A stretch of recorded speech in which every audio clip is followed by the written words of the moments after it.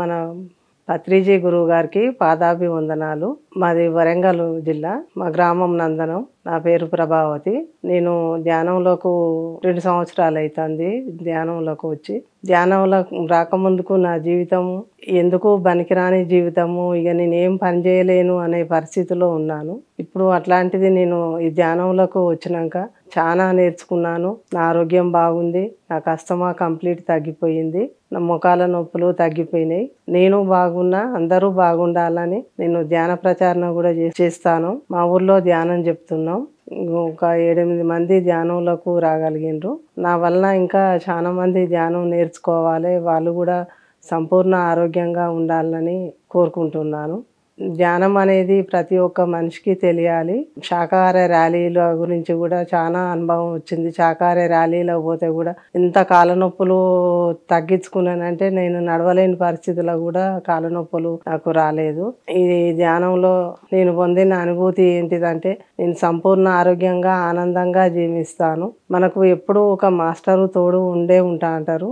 మా కుటుంబం కూడా శాకాహార కుటుంబం అయింది. మా కుటుంబం ధ్యాన కుటుంబం అయింది.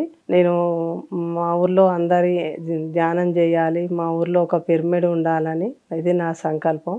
నా సంకల్పం తీరాలని ఒక కోరిక ఉంది.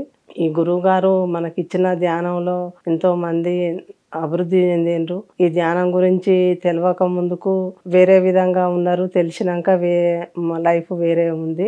ఒక స్టెప్ మెట్టు ఎక్కరాని పరిస్థితిలో ఉండుంటుంది నేను. అట్లాంటిది నేను ఒక ఖమ్మంలో కాస్మిక్ వ్యాలీలో ఒక పైన గుట్టల ట్రెక్కింగ్ చేయించిండ్రు. అట్లా ఎక్కగలిగిన నేను ధ్యానంలోకి వచ్చి. నాకు బీపీ బాగా ఉండేది, అస్తమా ఉండేది, నడవలేని పరిస్థితిలో కూడా ఉండేది. నేను ఒక గోడలు పట్టుకొని నెమ్మదిగా ఒక్కొక్క అడుగు వేసుకుంటూ నడిచేదాన్ని నేను. అట్లాంటిది నేను అంతటికీ పోతున్నా, అందరికీ ధ్యానం చెప్పుకుంటున్నా, ధ్యానం క్లాసులో పోతాను, పౌర్ణమి ధ్యానానికి పోతున్నా.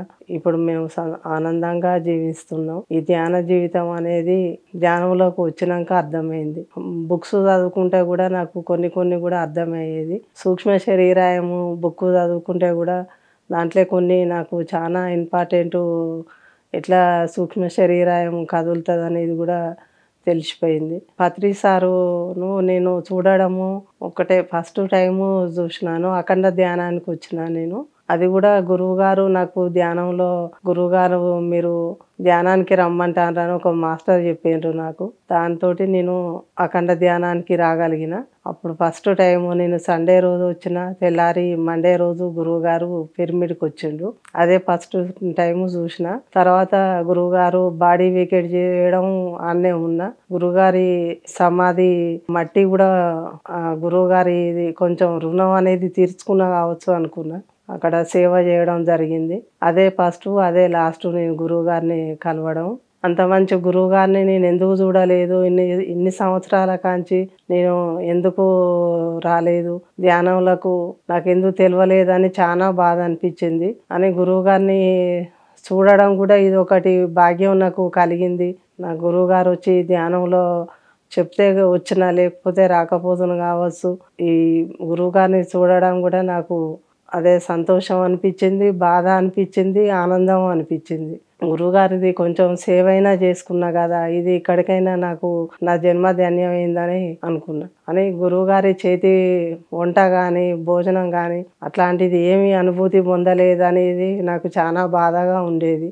ఈ అవకాశం ఇచ్చిన పిఎంసి ఛానల్ వారికి నా ఒక ధన్యవాదాలు తెలియజేస్తూ నా ధ్యాన జీవితం గురించి తెలియజేసినందుకు కృతజ్ఞతలు. పిఎంసి వాళ్ళకి అందరికీ కూడా థ్యాంక్ యూ ధన్యవాదాలు.